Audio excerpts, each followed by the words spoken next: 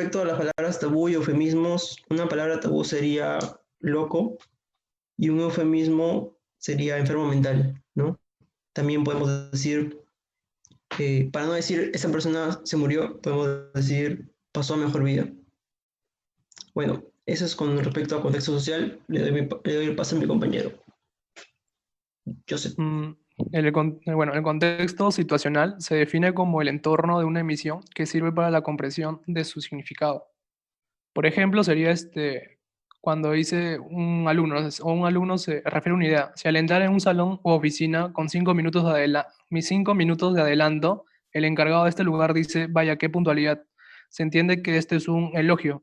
Pero si la misma expresión se escuchara cuando una persona llega con más de 40 minutos de retraso, automáticamente el significado de esto cambia. El contexto lingüístico. Son todos los factores que van frecuentemente acompañados con la producción de sus enunciados lingüísticos. Un ejemplo sería, como decir, le dieron 3 puntos en la herida. Obtuvo 2 puntos extra en la materia de lenguaje. El profesor trató los puntos más importantes del tema. Gracias.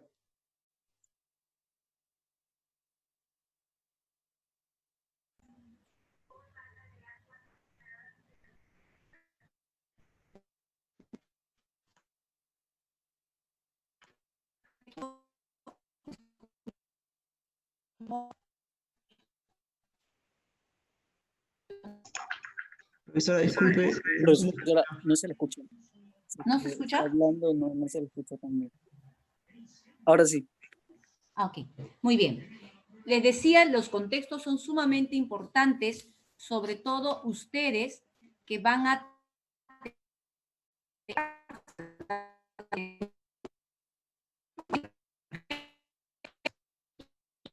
identificar estos aspectos que no están escritos en ningún libro. Profesora, disculpe, ¿puede repetir desde el ¿No se escucha, segundos? chicos? 10 segundos más o menos. A ver, haré mi mejor esfuerzo. Les decía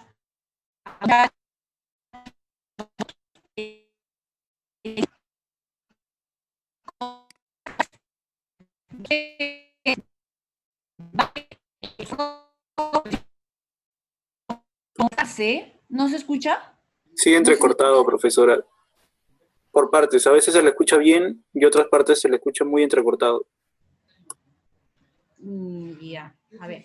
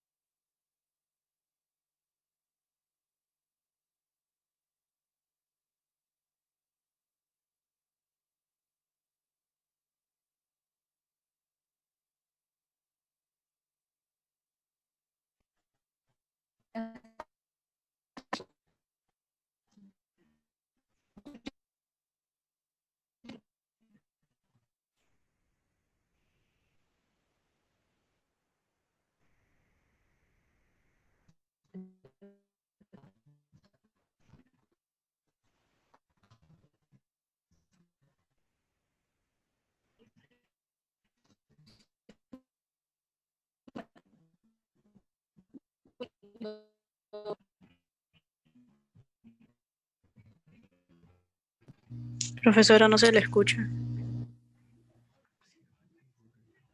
Ya, ¿cómo haría? Salgo y vuelvo a ingresar entonces. Ahora sí, profesora. Justo esa parte Ahí se sí le me- escuchó bien, profesora. Ay, ya. Ay, Dios mío. Bien, les decía que los contextos son importantes. Por ejemplo,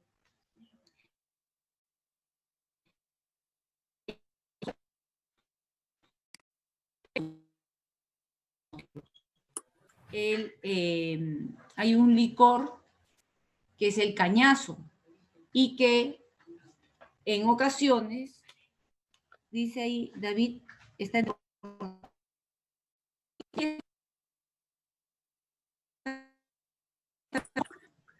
¿Sí? Profesora, creo que sería mejor por Meet, porque era más fluido mediante esa plataforma.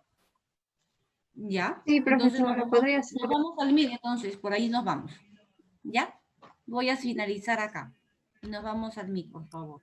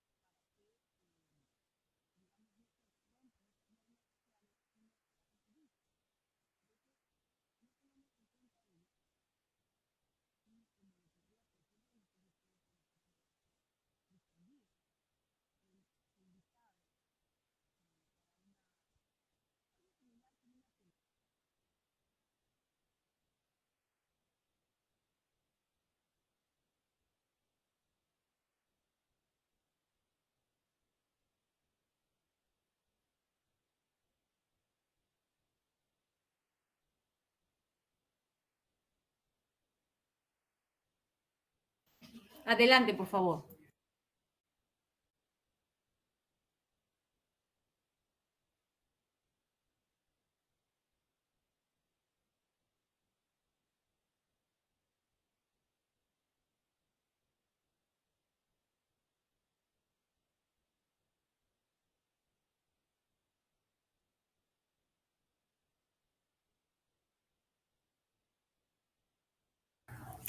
Profesora, disculpe, si no es que mi compañero todavía no entra, creo, a la reunión.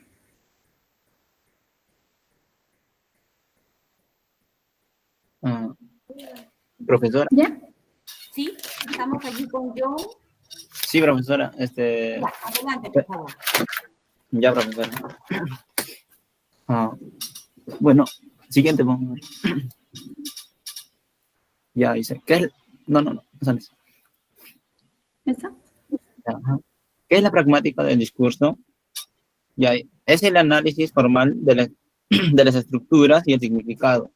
Estudia las unidades que hacen del discurso una cantidad dinámica y compleja. Para el enfoque analítico en lingüística que implica consideraciones contextuales, necesariamente pertenece al área de los estudios del lenguaje llamado pragmática. Ya dice, ¿cuál es el aporte de Grace? Ya, Grace dice que no. ¿Qué aporta Austin? Austin dice que el discurso tiene un contenido intencional. Puede ser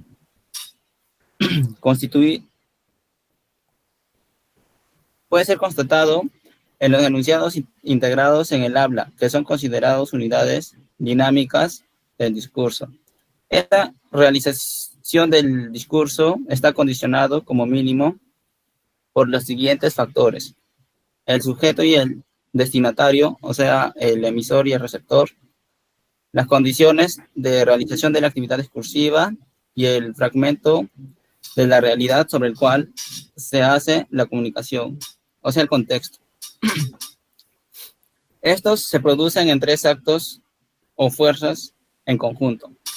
La fuerza locutoria, o sea, el significado de los enunciados, es el nivel semántico sintáctico, donde las reglas gramaticales se presentan normalmente. La fuerza ilocutoria es la acción de las frases, que hace que el enunciado adquiera un valor como declaración, una promesa o una previsión.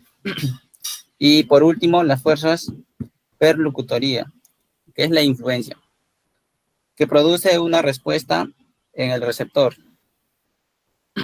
Sí, ¿cuál es el aporte de Grace? El aporte de Grace es el principio cooperativo. Deriva en 4 máximos convencionales, que es la calidad, la cantidad, modo y relación. Estos rigen el flujo de la información discursiva. Una de las características más significativas de ellos es que los participantes en una interacción raramente respetan todos los respetan todo, o sea, la calidad, la cantidad, el modo y la relación. Ya. El significado. Existe 2 niveles de significado, que es el significado convencional, es el significado literal, es objeto de la semántica, y el otro significado que es un significado distinto del que del principio del que se percibe superficialmente. Gracias, le paso a mi compañera. Profesora, ¿me escucha? Sí, Maritza. ¿Maritza? ¿Estoy con Maritza o con Karen? No, Maritza. Ya. Adelante, Maritza, por favor. Bueno, a partir de Grace, de esas 2 divisiones, partimos de 3 contextos que son social, que es propio de un grupo y solo comprende dentro de ese mismo grupo, que, bueno, su contexto social es particular para ellos. El contexto situacional, que se dice que pertenece aquí y a la hora, ¿no? Por ejemplo, en una llamada telefónica o algo, puede ser un ejemplo. También presentamos el contexto lingüístico. Bueno, es un material que precede o sigue de un enunciado. Ejemplos son las expresiones de tipo la verdad, bueno, tipo de verdad, francamente. Bueno, ahí siguen los modelos de cortesía. De aquí El primer modelo es de Lakoff, de 1973. Nos dice que la cortesía es un sistema diseñado para facilitar la interacción en las relaciones interpersonales. Las reglas de cortesía presentes en la interacción y que para cada cultura es diferente de acuerdo al contexto cultural. Lo que se basa es que es uno que sea claro y el otro que sea cortés. Por ejemplo, que no imponga, ¿no? Por ejemplo, puede ser, podríamos decir, dame fuego, pero lo podríamos decir de una forma más cortés, diciendo que podrías darme fuego. De opciones, siéntese, podríamos decirlo de una forma más cortés como que quiere sentarse. Lo que se busca es que el interlocutor se sienta bien y que seamos cordiales con el interlocutor. El segundo principio de cortesía es de Leach, de 1983, que se basa en los principios de Grice y de Lakoff. Ser cortés es expresar creencias corteses que favorecen al oyente, y ser descortés es expresar creencias descorteses que de otra forma son desfavorables para el oyente. Se basan en 6 máximas de comunicación: tacto, generosidad, aprobación, modestia, acuerdo y simpatía. El tercer modelo sería la teoría de la pertinencia de Sperber y Wilson, que se basa también en los preceptos de Grice. Para interpretar un enunciado requiere de la decodificación de los códigos lingüísticos. El segundo es la inferencia de lo implicado en lo dicho. Y por último tenemos el modelo de cortesía de Brown y Levinson, que este modelo está más, está más difundido en el mundo anglosajón. Dicen que los miembros de una sociedad se preocupan por la imagen que proyectan y que otras personas tienen la misma aspiración. Una imagen positiva es la aspiración de una persona de ser deseada y apreciada. Aquí en este modelo nos habla mucho de la literatura, que vendría a ser una forma de expresión, y es un arte que sirve como una forma de expresión para los autores. Y bueno, eso sería todo, profesora. Gracias. Gracias, Marisa.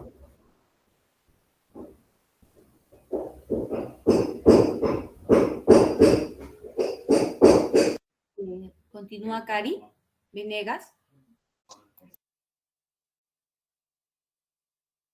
¿Está Cari Venegas? Profesora, disculpe, pero ella no está en nuestro grupo, creo. Solamente somos 2. Ah, en el aula está Cari Venegas, por favor. Me siento Miriam otra vez.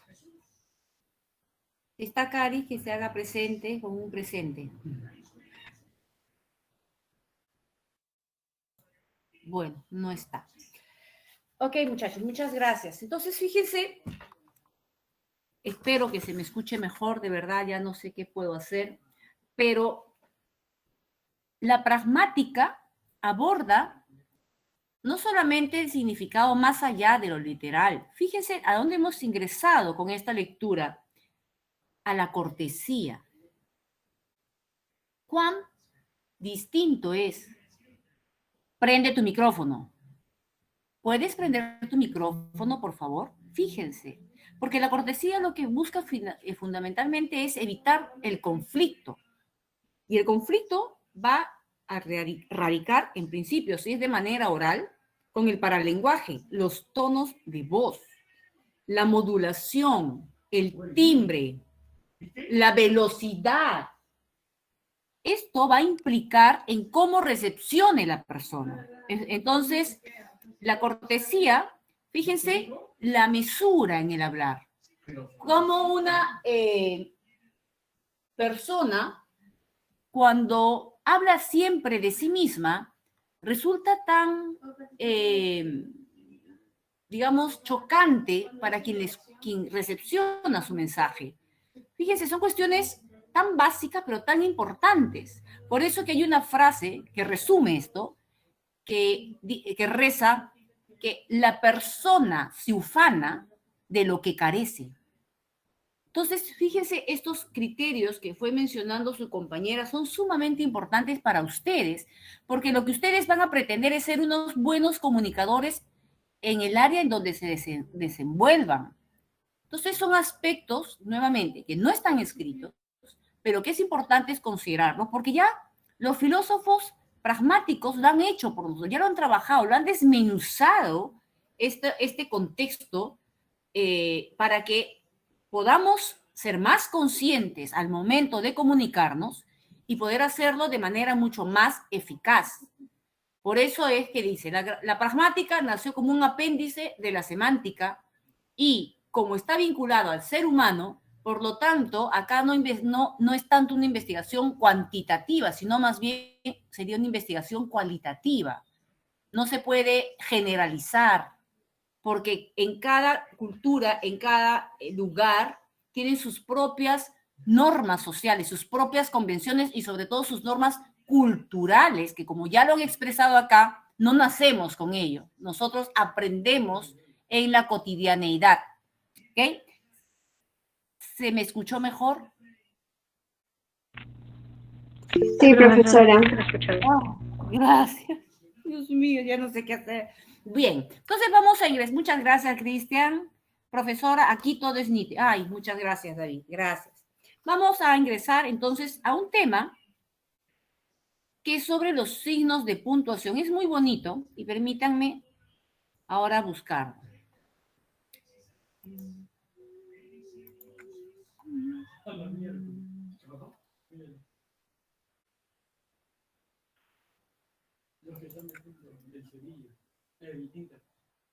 Los tres son ofensivos. Alexis, Erickson y Mosca. Si escuchan una voz es la de mi hijo, que está a mi costado.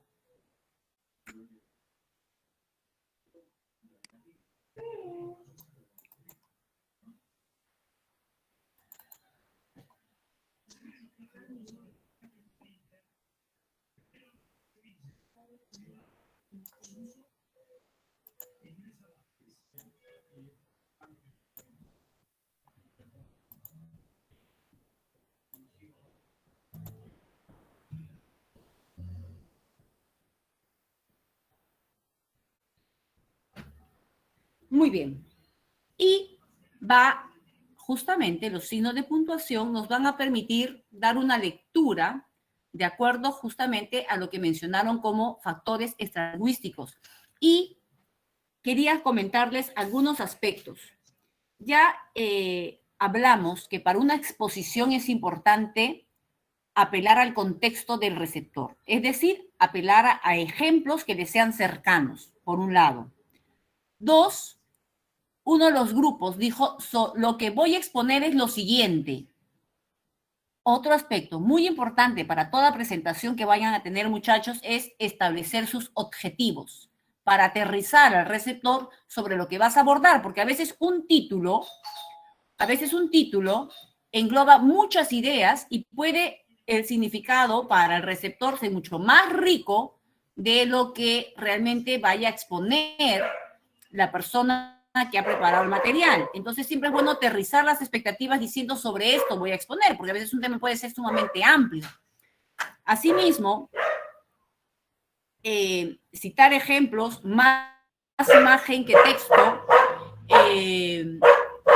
letra grande y sobre todo ahora, si este contexto continúa, debemos tener en cuenta un tamaño 24. Se aconseja también que el fondo sea claro para que haya contraste. Por allí vi un azul con negro, no permite la visualización. Hay que hacerlo de mucho contraste, blanco, negro o azul con amarillo, un azul oscuro. Entonces, siempre busquen este alto contraste para que lo pueda visualizar la persona y sobre todo si continuamos, como les decía, en este contexto. Muy bien. Entonces, entramos a un nuevo tema de los signos de puntuación. Tenemos varios. Chicos, no estoy viendo el chat. Si no se me escucha, me avisan. Ahorita ya estoy casi gritando. Entonces, alguien me habla, porque de acá yo no puedo ver su participación, ¿ok? Entonces, ahí tenemos varios signos Esta imagen me gustó muy bonito, mucho. Ustedes van a ver en la parte de abajo algo como una línea. Esa es la dirección de donde he sacado esta imagen porque yo no la he dibujado. Entonces, ¿y cuál más o menos sería el rol de cada uno de estos signos de puntuación? Que justamente estos signos de puntuación son los que permiten dar el sentido pragmático a una lectura. Porque, por ejemplo, no es lo mismo que digan, ¿tú eres el padre? Tú eres el padre. ¿Se dan cuenta? Entonces puede implicar que ya tiene una criatura o puede implicar que hay cierto nivel de duda. ¿No es cierto? Entonces, ¿cuál sería la importancia? Y para esta parte encontré una historia que luego les voy a explicar por qué creo que puede haber ocurrido. Fíjense acá, este es Zar Alejandro III. Esta es una historia que ha sido contada, donde dice era una condena a muerte escrita por el propio Zar Alejandro III. Perdón imposible. Ser enviado a Siberia.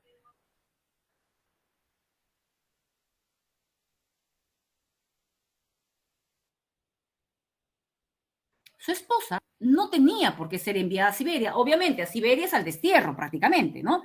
Y condenado a la muerte. Ella cree que es inocente. Entonces, sin darse cuenta, su marido modifica el texto. Perdón, imposible ser enviado a Siberia. Fíjense cómo una coma puede cambiar el sentido rotundamente y, en este caso, salvar una vida. Ahora, ¿por qué creo que puede ser posible? En principio, este señor, Zar Alejandro III, si leemos un poquito de su biografía, no tiene el garbo, el glamour, el charm, la prestancia que tiene su padre, Alejandro II, y su hijo. Él más bien es conocido como el gigante, el zar gigante. Era un tipo de cerca de 2 metros, muy robusto, y que se le conoció como una persona muy amigable, muy sociable, y apelaba a esto de la cortesía para las relaciones con otros países. Sin embargo, sí fue represivo a nivel interno. Tuvo o contrajo matrimonio con esta danesa, Dagmar, y su matrimonio, a parecer, fue, digamos, de armonía, porque no se le conoce ningún amante, a diferencia de su padre, que sí llevó al palacio a su amante a vivir. Acá a él no. Entonces, aparentemente, Dagmar tendría mucha influencia sobre Alejandro III. Y por lo tanto, bajo este preámbulo, este contexto, podríamos pensar que ella se haya atrevido a modificar un documento de su marido. Esta otra imagen me gustó mucho, la coma que come, porque hoy día vamos a hablar tan solo de la coma. ¿Cómo puede alterar la realidad? Por ejemplo, ¿una coma puede comer el tiempo? Sí. No espere, váyase. No, espere. Ya me suena como un ratito. ¿Se dan cuenta? Entonces, claro, al momento de hablar podemos entonar, pero al momento de escribir, esas pausas, ese clímax que quiero crear en un texto, por ejemplo, me lo van a conceder los signos de puntuación. Si no, sería muy frío, muy plano, y se alteraría probablemente el sentido que le quiso dar el autor de esa obra. Entonces, es muy importante, la coma es sumamente importante, y quiero que la clase de hoy, ojalá, si no la terminamos, la continuamos, quiero que sientan que es muy importante el buen uso de los signos de puntuación. Una coma puede, por ejemplo, puede comerse una lección. No queremos saber. Es distinto. No. Queremos saber. Fíjense, la coma me da ese momento para crear una situación de que algo cambia. Puede comerse una solución. Vamos a perder. Poco se resolvió. Vamos a perder poco. Se resolvió. O puede comerse una condena. No. Tenga clemencia. No tenga clemencia. Al paredón.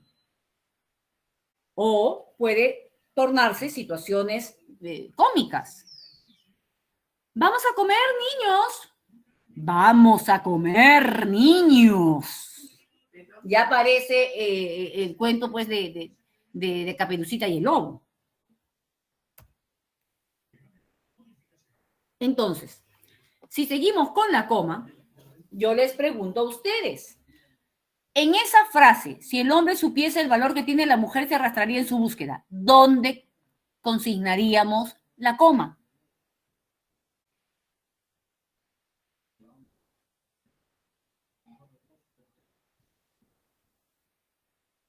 Podría ser entre mujer y se. Si el hombre supiese el valor que tiene la mujer, descanso, se arrastraría en su búsqueda. Definitivamente, una mujer lo tenía que decir. ¿Habrá otro tipo de lectura? Muchas gracias. Puede ser al costado de tiene. Si el hombre supiese el valor que tiene, un tiempo, la mujer se arrastraría en su búsqueda. ¿Se dan cuenta? ¿Cómo podemos alterar por completo el sentido de una frase, de una oración, de un párrafo, si no sabemos consignar la coma, en este caso la coma, correctamente?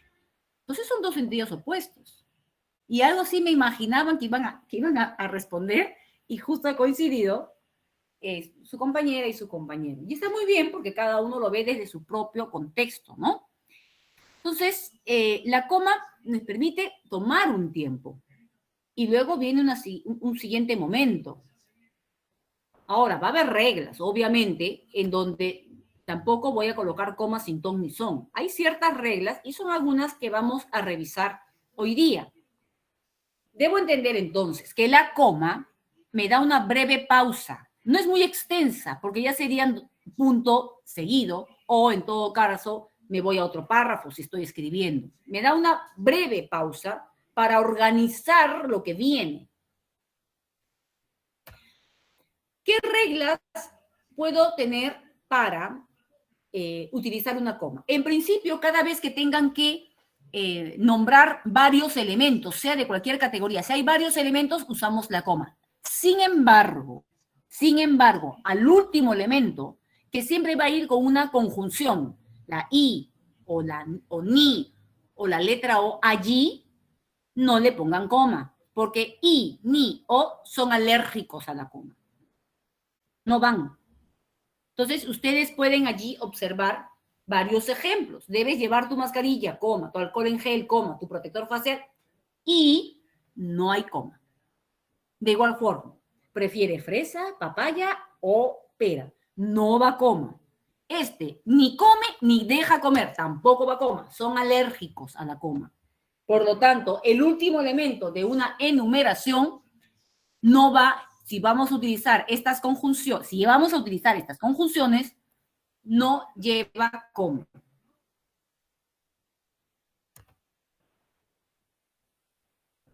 A veces vamos a tener situaciones en donde entre el sujeto y el predicado queremos agregar, queremos enriquecer, queremos aclarar o hacer un pequeño inciso dentro de lo que estamos diciendo o escribiendo. Entonces, eso sí lo ponemos entre comas. ¿Por qué? Porque hagamos el ensayo, ¿no? Si no le pusiéramos las comas, Augusto el filósofo nos encandiló con el mito de la caverna. ¡Qué aburrido! ¡Qué feo! En cambio, si dice, Augusto el filósofo nos encandiló con el mito de la caverna. Es más, el filósofo, si se dan cuenta, tiene otra entonación, porque le estoy dando una pausa y estoy incorporando un elemento que va, en este caso, a enriquecer lo que voy a saber de Augusto. Entonces, eso que ingreso, esto nuevo, esto que aclara, que enriquece, va entre comas. Pero fíjense que la coma siempre va pegada a la izquierda y luego hay un espacio. De igual forma, cuando utilicen punto seguido, hay dos espacios. Cuando tipográficamente lo vayan a registrar, son dos espacios. Para la coma es un espacio, pero la coma va pegadita a la izquierda, siempre a la izquierda y luego viene el espacio. Ahí, por favor, recuerden. Augusto, el filósofo, nos encandiló con el mito de la caverna. Entonces, esto que va entre comas tiene que ser narrado con una voz distinta, porque es como que estoy agregando, estoy enriqueciendo. Ahora, hay problemas si no sabemos dónde consignar la coma. Los soldados cansados volvieron al campamento. Yo ese cansado le puedo quitar. Los soldados volvieron al campamento. Sin embargo, quiero decir esto, ¿no? Han trabajado mucho, han estado haciendo muchas pruebas, o vienen de la guerra, qué sé yo. Los soldados cansados volvieron al campamento. Si yo obvio las comas, pues estoy cambiando el sentido. Los soldados cansados volvieron al campamento. Quiere decir que los que estaban perfectamente bien no regresaron al campamento y se hicieron de juerga, probablemente. Entonces, fíjense cuán importante es la utilidad de la coma en el sentido que ve la pragmática para poder entender correctamente lo que la otra persona me quiere decir. Por eso es importante, muchachos, que cuando hablen, vocalicen, abran la boca para poder dejarse entender. No hablen con los dientes, así, la boca muy cerrada. Abran la boca, vocalicen. Y más si van a tener que utilizar este medio para exponer o presentar algo, que de por sí ya tenemos dificultades con la tecnología, ¿no? ¿Cuándo más usamos la coma? Hemos ido de compras, llegamos a la casa, entonces hemos aprovechado, como no podemos salir a cada rato, hemos aprovechado en comprar de todo para la casa, o en este caso la muchacha que se ha ido de viaje. Entonces, yo comienzo a enumerar, pero son tantas cosas que no pongo i, o sea, no hay un final. Yo podría seguir continuando, pero bueno, ya me cansé. Entonces, pude traer de mi viaje zapatos, carteras, sombreros, etcétera. O sea, como diciendo mucho más, o sea, no hay fin. Allí utilizo el etcétera. Pero, antes del etcétera, va coma. No es que y o sombreros, etcétera. No, siempre va una coma, separando al etcétera. ¿Okay? Entonces, cuando utilizamos etcétera, va la coma. Antes, le antecede, ¿no? De igual forma, probablemente cuando tengan que escribir alguna carta, algún documento, por ejemplo, algunos de ustedes van a querer formar alguna agrupación de investigación y quieran pedir ser registrados en la Oficina de Bienestar, porque estas organizaciones registradas pueden acceder a beneficios como subvenciones a algunas actividades. Entonces, tienen que presentar algo formal. Entonces, puede ser La Molina, puede ser Jesús María o donde se encuentren. El lugar, coma, va separado de la fecha. Siempre el lugar, coma, y el resto de lo que vayan a consignar, 14, 15, 20, 30, de la fecha en la que ustedes se encuentran. También allí va la coma, pegado o pegada al lugar.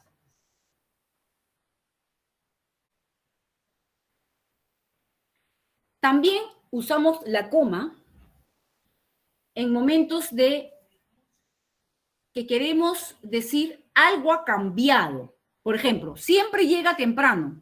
Siempre llega temprano.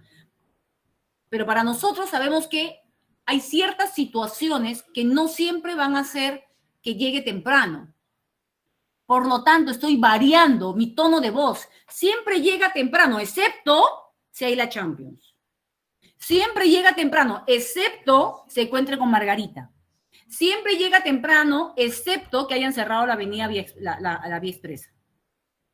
Entonces, cuando utilicemos estas situaciones distintas que pueden estar a través del excepto, salvo, a menos que, debe ir la coma, porque tengo que darme un respiro. No puedo decir siempre llega temprano, excepto cuando tiene partido, no tendría sentido. Entonces, si me doy cuenta que debo hacer un respiro y no hablar como un correcaminos, entonces tengo que poner la coma, anteceder la coma. Siempre llega temprano, excepto cuando tiene partido. Excepto cuando tiene partido. Es otro tono de voz. Por lo tanto, allí amerita la coma. Ustedes comiencen a ensayar diversos discursos y dense cuenta cuándo es necesario hacer un respiro. Y cuando hay que hacer un respiro, tiene que ir la coma, porque si no, lo vamos a tener que entender de corrido. De igual forma, cuando haya enlaces, Porque fíjense, ahora bien, ¿qué quiere decir? Algo cambia, algo viene distinto. En primer lugar, voy a definir algo. Por otro lado, estoy cambiando la situación. Por otra parte, estoy cambiando la situación. En fin, o sea, es decir, ahora ya estoy culminando. Por último, además, quiero agregar. En tal caso, otra situación. Sin embargo, pero todo esto, si se dan cuenta, está cambiando la situación. Por lo tanto, yo debo respirar y cambiar el sentido de mi voz. Esas palabras son sinónimas. Es decir, significan lo mismo. Los antónimos, respiro, en cambio, respiro, tienen significados opuestos. Entonces, respiramos y continuamos. No podemos seguir con el mismo tono de voz. La voz es sumamente importante para dibujar, para graficar, para que el otro mentalmente enriquezca el significado que va a formar en su cerebro. La voz es maravillosa. Cuando entremos a la parte de comunicación no verbal, les voy a proyectar un video cuán importante es la voz. Entonces, la coma tiene que sentirse, o sea, si la escribes, la pones, y si la hablas, también debe de sentirse. No podemos hablar en el mismo tono todo. Entonces, acá no es tan solo que se memoricen, sino que entiendan que acá hay un cambio. Por último, sin embargo, en primer lugar, yo voy a hablar sobre la coma. Entonces, si voy a cambiar el cariz de lo que estoy hablando, tiene que ir la coma porque me doy un respiro y agrego lo que tenga que agregar. También, cuando sentimos que debemos parar un momento el relato, que lo que sería similar al inciso o a esto que agregamos al sujeto.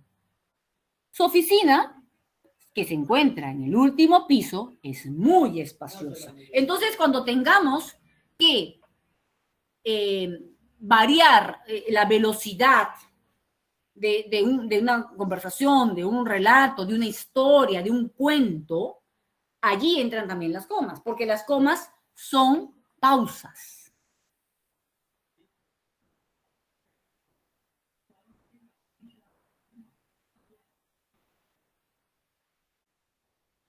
Los adverbios, cuando niegan o aceptan algo, también implican un cambio.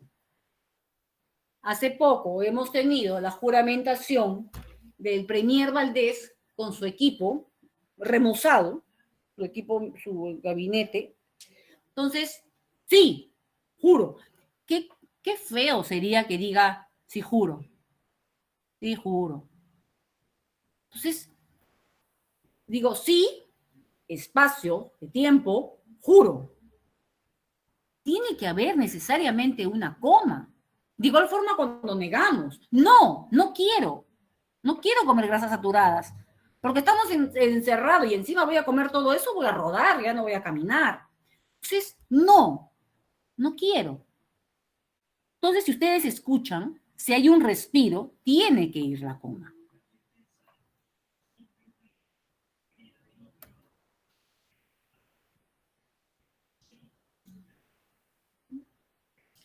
Hay ocasiones que vamos a tener que recurrir a alguien, ¿no? Que son las apelaciones o los vocativos. Y en este sentido, podemos imaginar que es la esposa o la mamá. Luis, limpia tu cuarto. No puede decir, Luis, limpia tu cuarto. De poder hacerlo, lo puede hacer, pero no se escucha bien. Yo tengo que... O sea, Luis, primero le llamo la atención, respiro y luego le digo qué es lo que necesito que haga. Luis, limpia tu cuarto. Luis, limpia tu cuarto. Escúchame, Luis. Ese espacio se llena con coma.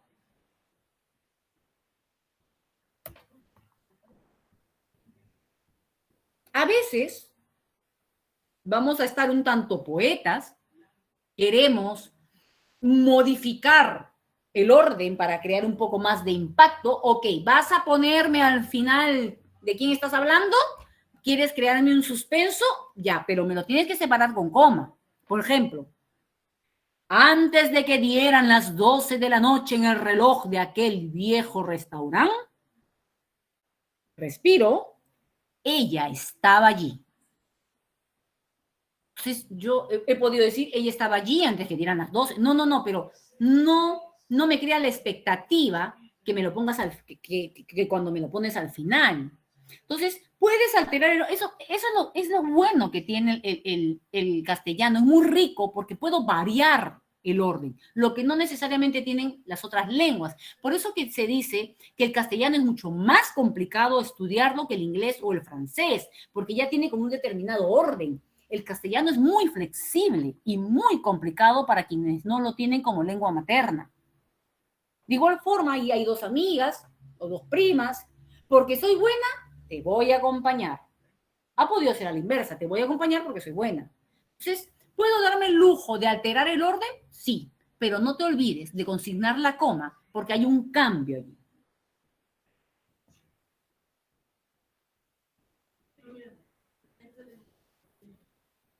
Ahora, ¿cuándo debemos de olvidarnos de la coma? ¿En qué circunstancias debemos olvidarnos de la coma? Por ejemplo, no separes al sujeto del predicado con la coma, a menos que estés agregando algo, como hemos visto, pero si no vas a agregar nada, no le pongas la coma. Y eso es un error que encuentro muy seguido. No debes colocarlo. Ernesto es muy alto. ¿Para qué le pones la coma? ¿Acaso tienes que respirar allí? Al menos que estés suspirando por Ernesto. ¡Ay, Ernesto! Es muy alto. Pero eso ya es algo intencional. Pero si es un relato, estás describiendo, entonces no tiene ningún sentido que le pongas la coma allí. No debe ir la coma. Lola compró paltas. ¿Para qué le pones la coma? No hay sentido que tengas que separar con un espacio a esta frase.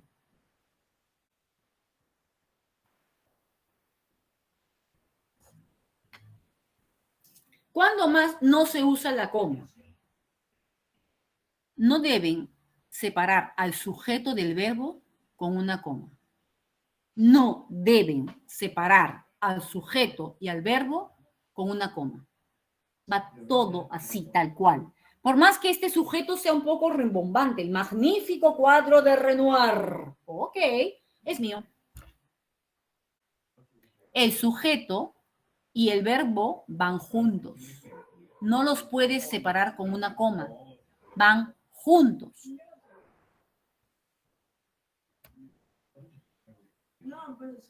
¿Qué pasa cuando utilizamos mal la coma?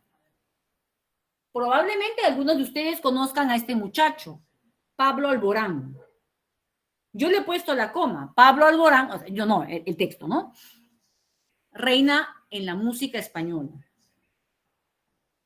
Bueno, acá podría haber un doble sentido. Es la reina en la música española. O si quiero decir Pablo Alborán, o sea, rompe en la música española, tendría que ser sin la coma. Pablo Alborán, no tengo por qué respirar. Pablo Alborán reina en la música española. Entonces, ¿cómo puede alterarse, ¿no?, esta frase? Que allí realmente no tendría por qué hacerse un respiro, a menos que haya cierta intencionalidad.